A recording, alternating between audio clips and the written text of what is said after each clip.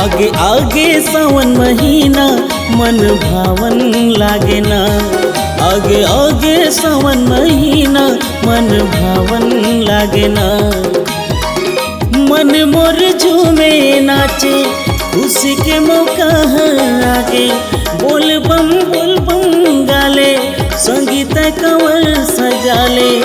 भोले के दरस पर जाबो ना।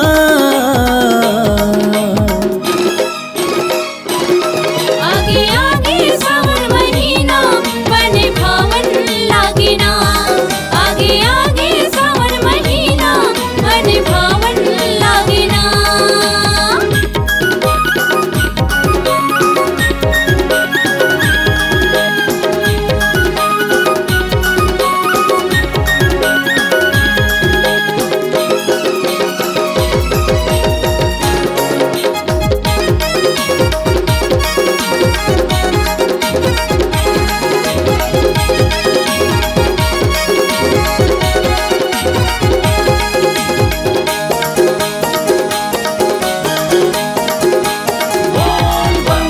चल मोर भैया गा खरो धाम जाबो ना।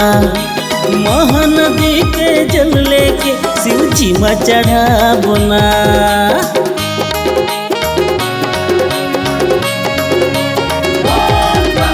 चल मोर भैया गा खरो धाम जाबो ना।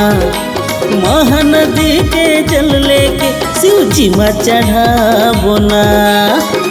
बोल बम गाबो जिंदगी ला सफल बनाबो। कांवर लेके पैदल जाबो शिव जी में जल चढ़ाबो। भोले के दरस पर जाबो ना।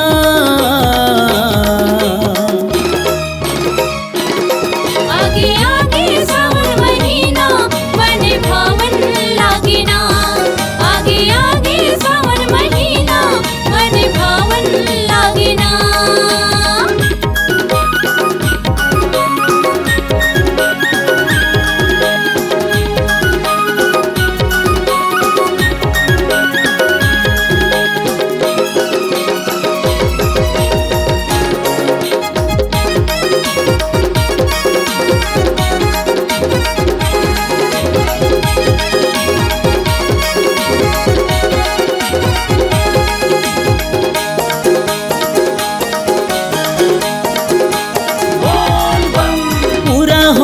हर सपना बनही बिगड़े काम हा। मन में श्रद्धा बना ले बनही बिगड़े काम हा।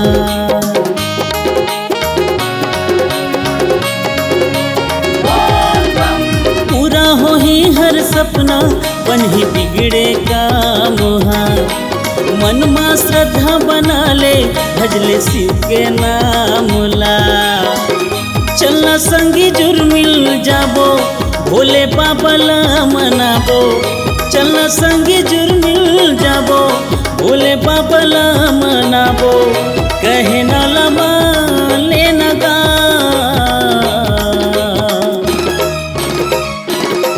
आगे आगे सावन महीना मन भावन लागे ना। आगे आगे सावन महीना मन भावन लागे ना। मन मोर झूमे नाचे उसी के मौका आगे। मन मोर झूमे नाचे उसी के मौका आगे। भोले के दरस पर जाबो ना।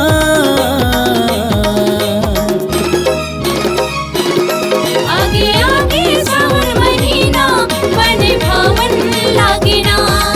आगे आगे सावन महीना मन भावन लागे ना। आगे आगे सावन महीना मन भावन लागे ना।